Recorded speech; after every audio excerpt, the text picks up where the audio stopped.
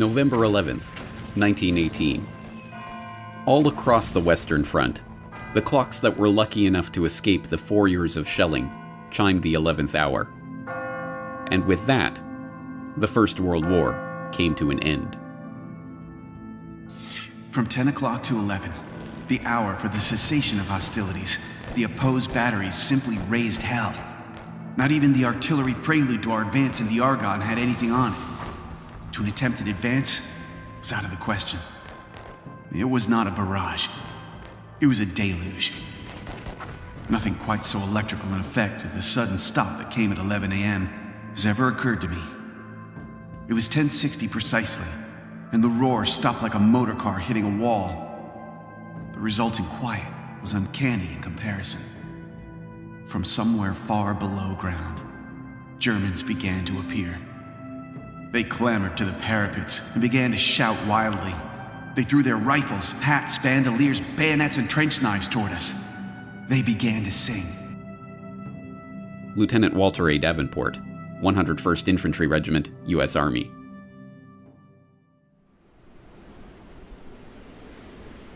And just like that, it was over. 4 years of the bloodiest carnage the world had ever seen came to a stop as sudden and bewildering as its start. And the world vowed, never again. Each year, we lay the wreath. We hear the last post. We mouth the words, never again, like an incantation. But what does it mean? To answer this question, we have to understand what World War I was. World War I was an explosion. A breaking point in history. In the smoldering shell hole of that great cataclysm lay the industrial era optimism of never-ending progress.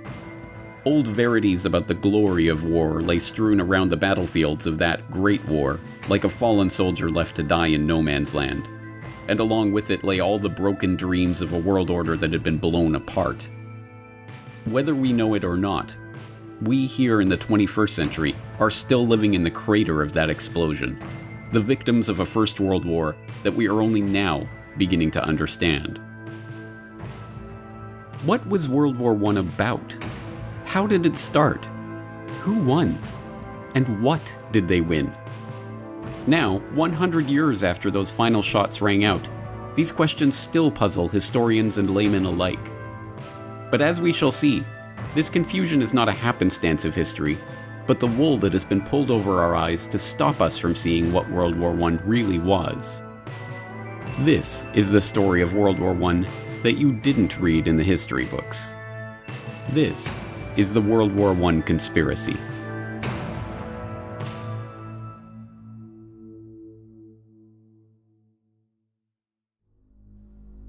Part 1. To start a war. June 28, 1914. The Archduke Franz Ferdinand, heir to the Austro-Hungarian throne, and his wife Sophie are in Sarajevo for a military inspection. In retrospect, it's a risky provocation, like tossing a match into a powder keg.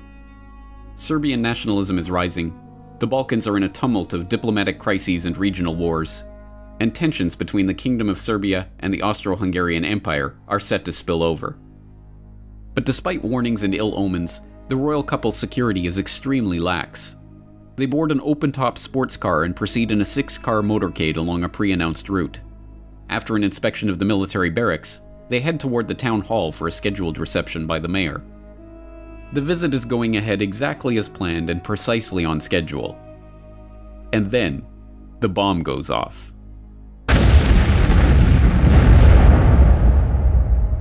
As we now know, the motorcade was a death trap. 6 assassins lined the royal couple's route that morning, armed with bombs and pistols. The first 2 failed to act, but the third, Nedeljko Chabrinovic, panicked and threw his bomb into the folded back of the Archduke's convertible. It bounced off onto the street, exploding under the next car in the convoy. Franz Ferdinand and his wife, unscathed, were rushed onto the town hall, passing the other assassins along the route too quickly for them to act.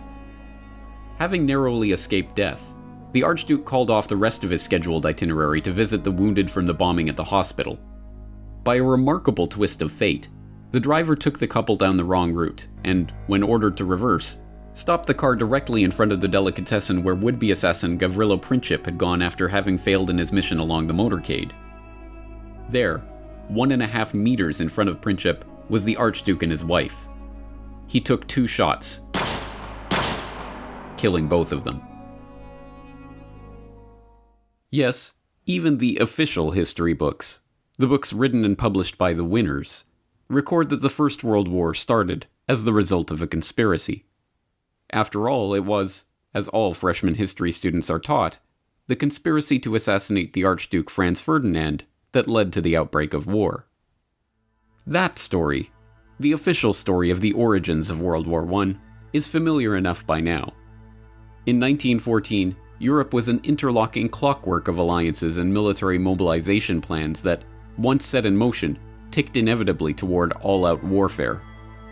The assassination of the Archduke was merely the excuse to set that clockwork in motion, and the resulting July crisis of diplomatic and military escalations led with perfect predictability to continental and, eventually, global war. In this carefully sanitized version of history, World War I starts in Sarajevo on June 28, 1914. But this official history leaves out so much of the real story about the build-up to war that it amounts to a lie. But it does get one thing right. The First World War was the result of a conspiracy. To understand this conspiracy, we must turn not to Sarajevo and the conclave of Serbian nationalists plotting their assassination in the summer of 1914, but to a chilly drawing room in London in the winter of 1891. There, 3 of the most important men of the age, men whose names are but dimly remembered today, are taking the first concrete steps toward forming a secret society that they have been discussing amongst themselves for years. The group that springs from this meeting will go on to leverage the wealth and power of its members to shape the course of history, and, 23 years later, will drive the world into the first truly global war. Their plan reads like outlandish historical fiction. They will form a secret organization dedicated to the extension of British rule throughout the world and the ultimate recovery of the United States of America as an integral part of a British empire. The group is to be structured along the lines of a religious brotherhood. The Jesuit order is repeatedly invoked as a model, divided into 2 circles. An inner circle, called the Society of the Elect, who are to direct the activity of the larger outer circle, dubbed the Association of Helpers, who are not to know of the inner circle's existence. British rule and inner circles and secret societies. If presented with this plan today, many would say it was the work of an imaginative comic book writer. But the 3 men who gathered in London that winter afternoon in 1891 were no mere comic book writers. They were among the wealthiest and most influential men in British society, and they had access to the resources and the contacts to make that dream into a reality. Present at the meeting that day, William T. Stead, famed newspaper editor whose Pall Mall Gazette broke ground as a pioneer of tabloid journalism and whose Review of Reviews was enormously influential throughout the English-speaking world. Reginald Brett, later known as Lord Esher, an historian and politician who became friend, confidant, and advisor to Queen Victoria, King Edward VII, and King George V, and who was known as one of the primary powers behind the throne of his era.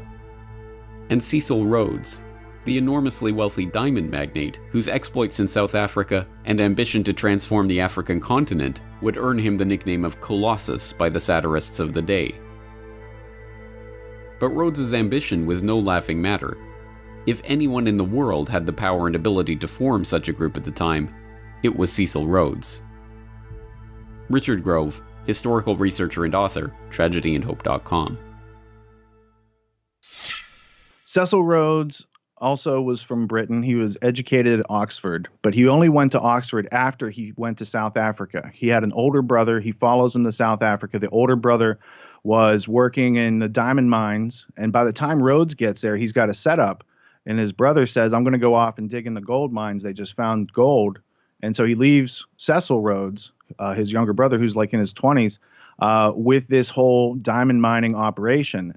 Rhodes then goes to Oxford, comes back down to South Africa, with the help of Lord Rothschild, who had funding efforts behind De Beers and taking advantage of that situation. And from there, they start to use there's no other term than slave labor, which then turns in later to the apartheid policy of South Africa. Well, Rhodes was particularly important because in many ways, at the end of the 19th century, he seriously epitomized where capitalism was, where wealth really lay. Jerry Docherty, World War I scholar and co-author of Hidden History, The Secret Origins of the First World War.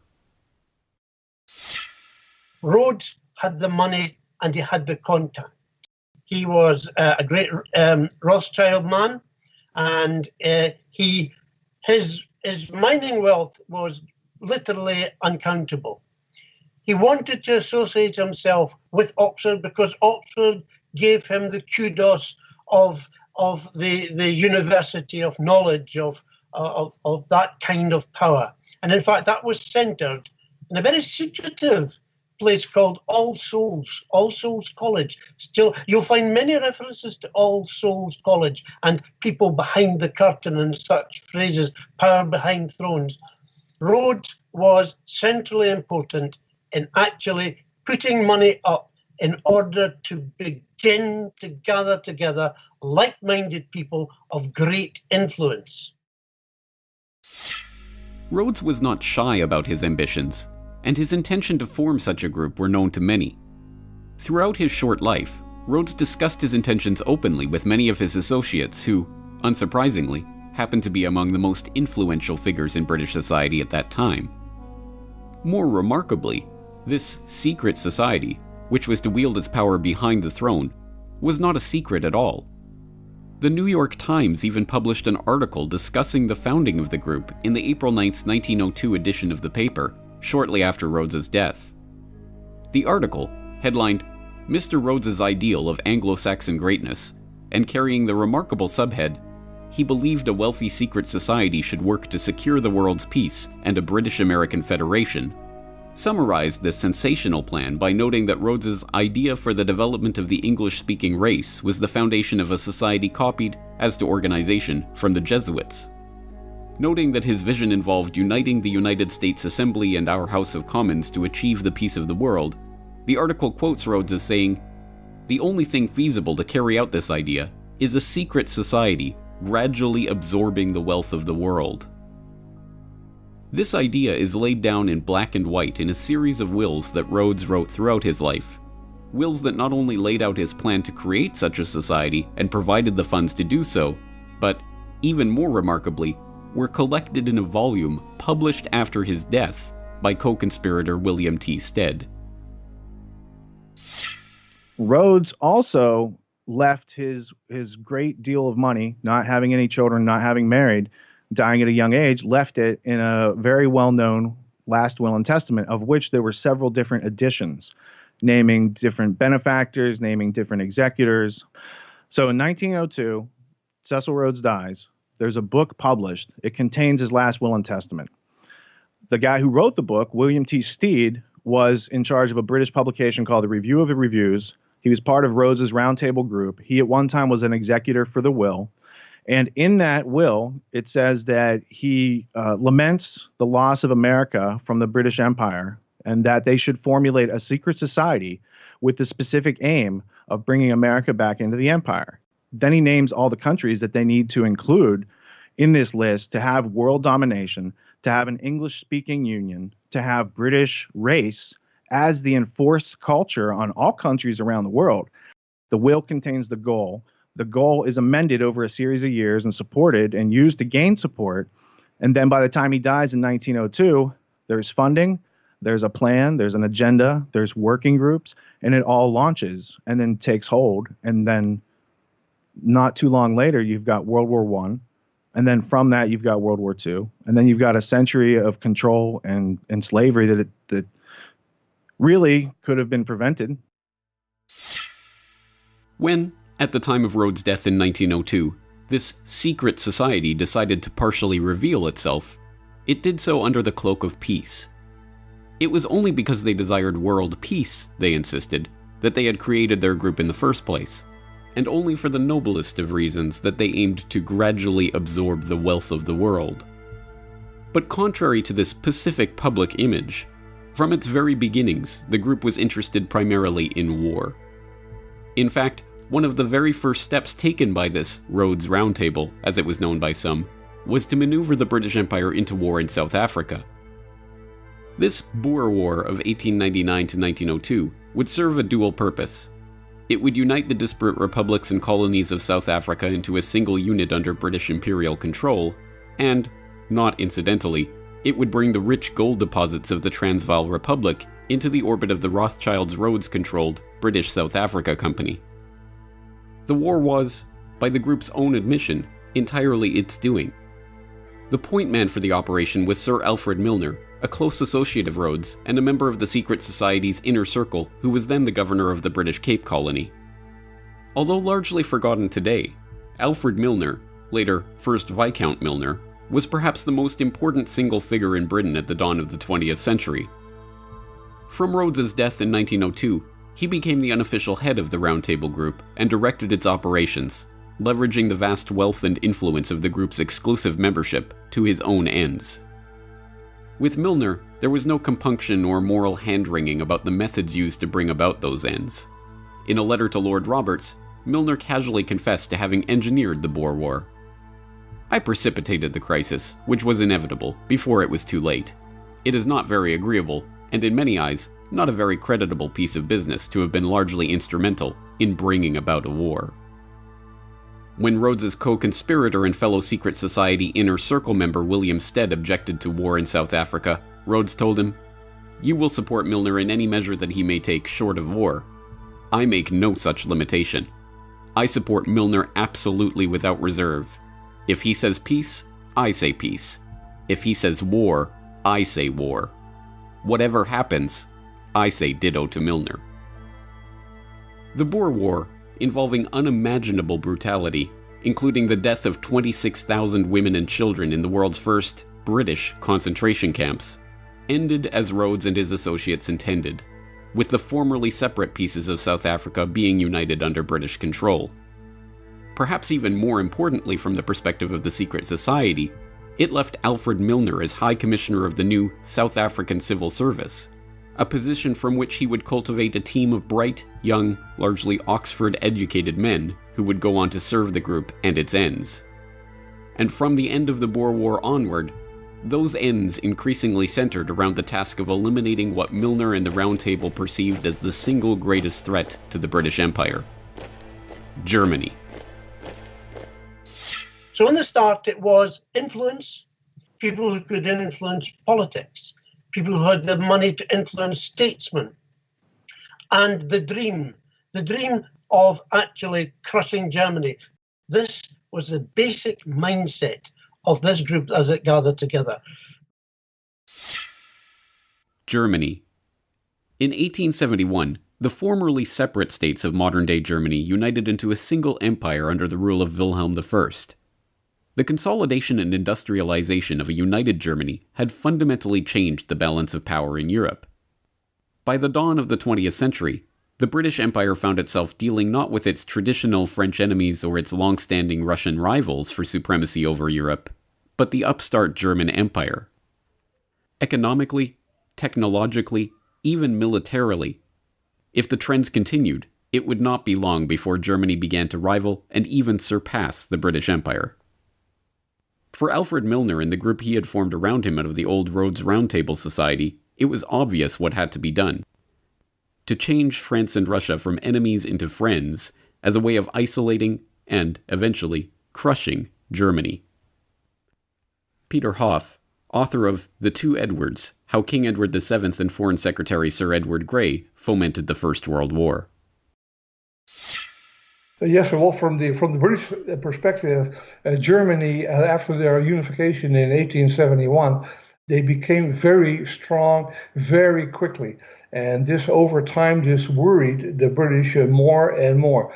They began to think that Germany represented a challenge to their world hegemony. And they came slowly but surely. They came to the decision that Germany must be confronted, just as they had come to the same decision with regard to other countries, Spain, Portugal, and especially France. And now Germany. German finished goods were marginally better than those of Britain. They were building ships that were marginally better than those of Britain. And all of this, British leaders slowly came to the decision that Germany needed to be confronted while it was still possible to do so. It might not be possible to do so if they waited too long. And so this is how the decision crystallized. Germany, I think that Britain might possibly have accepted the German ascendance, but they had something that was close at hand. Then that was the Franco-Russian alliance, and they thought if they could hook in with that alliance, then they had the possibility of defeating Germany quickly and without too much trouble. And that is basically what they did. But crafting an alliance with two of Britain's biggest rivals and turning public opinion against one of its dearest continental friends was no mean feat. To do so would require nothing less than for Milner and his group to seize control of the press, the military, and all the diplomatic machinery of the British Empire. And so that's exactly what they did. The first major coup occurred in 1899, while Milner was still in South Africa launching the Boer War. That year, the Milner Group ousted Donald Mackenzie Wallace, the director of the Foreign Department at the Times, and installed their man, Ignatius Valentine Schirall. Schirall, a former employee of the Foreign Office with inside access to officials there, not only helped to ensure that one of the most influential press organs of the empire would spin all international events for the benefit of the secret society, but he helped to prepare his close personal friend, Charles Harding, to take on the crucial post of ambassador to Russia in 1904, and, in 1906, the even more important post of permanent undersecretary at the Foreign Office. With Harding, Milner's group had a foot in the door at the British Foreign Office. But they needed more than just their foot in that door if they were to bring about their war with Germany. In order to finish the coup, they needed to install one of their own as Foreign Secretary. And, with the appointment of Edward Grey as Foreign Secretary in December of 1905, that's precisely what happened. Sir Edward Grey was a valuable and trusted ally of the Milner Group. He shared their anti-German sentiment and, in his important position of Foreign Secretary, showed no compunction at all about using secret agreements and unacknowledged alliances to further set the stage for war with Germany. Well, he became Foreign Secretary in 1905, I believe, and the Foreign Secretary in France was, of course, Delcasse. And Delcasse was very much anti-German and very passionate about the recovery of Alsace-Lorraine. And so he and the king hit it off very well together. And Edward Grey shared this anti-German feeling with the king. As I explained in my book, how he came to have that attitude about Germany. But in any case, he had the same attitude with the king. They worked very well together. And Edward Grey very freely acknowledged the heavy role that the king played in British foreign policy. And he said that this was not a problem because he and the king were in an agreement on most issues, and so they worked very well together. The pieces were already beginning to fall into place for Milner and his associates. With Edward Grey as Foreign Secretary, Harding as his unusually influential undersecretary, Rhodes' co-conspirator Lord Esher installed as Deputy Governor of Windsor Castle, where he had the ear of the king, and the king himself, whose unusual hands-on approach to foreign diplomacy and whose wife's own hatred of the Germans dovetailed perfectly with the group's aims. The diplomatic stage was set for the formation of the Triple Entente between France, Russia, and Great Britain. With France to the west and Russia to the east, England's secret diplomacy had forged the two pincers of a German-crushing vice. All that was needed was an event that the group could spin to its advantage to prepare the population for war against their former German allies. Time and again throughout the decade leading up to the Great War, the group's influential agents in the British press tried to turn every international incident into another example of German hostility. When the Russo-Japanese War broke out, rumors swirled in London that it was in fact the Germans that had stirred up the hostilities. The theory went that Germany, in a bid to ignite conflict between Russia and England, who had recently concluded an alliance with the Japanese, had fanned the flames of war between Russia and Japan. The truth, of course, was almost precisely the opposite. Lord Lansdowne had conducted secret negotiations with Japan before signing a formal treaty in January 1902. Having exhausted their reserves building up their military, Japan turned to Cecil Rhodes' co-conspirator Lord Nathan Rothschild to finance the war itself. Denying the Russian Navy access to the Suez Canal and high-quality coal, which they did provide to the Japanese, the British did everything they could to ensure that the Japanese would crush the Russian fleet, effectively removing their main European competitor for the Far East. The Japanese Navy was even constructed in Britain, but these facts did not find their way into the Milner-controlled press. When the Russians accidentally fired on British fishing trawlers in the North Sea in 1904, killing 3 fishermen and wounding several more, the British public was outraged. Rather than whip up the outrage, however, the Times and other mouthpieces of the secret society instead tried to paper over the incident. Meanwhile, the British Foreign Office outrageously tried to blame the incident on the Germans, kicking off a bitter press war between Britain and Germany.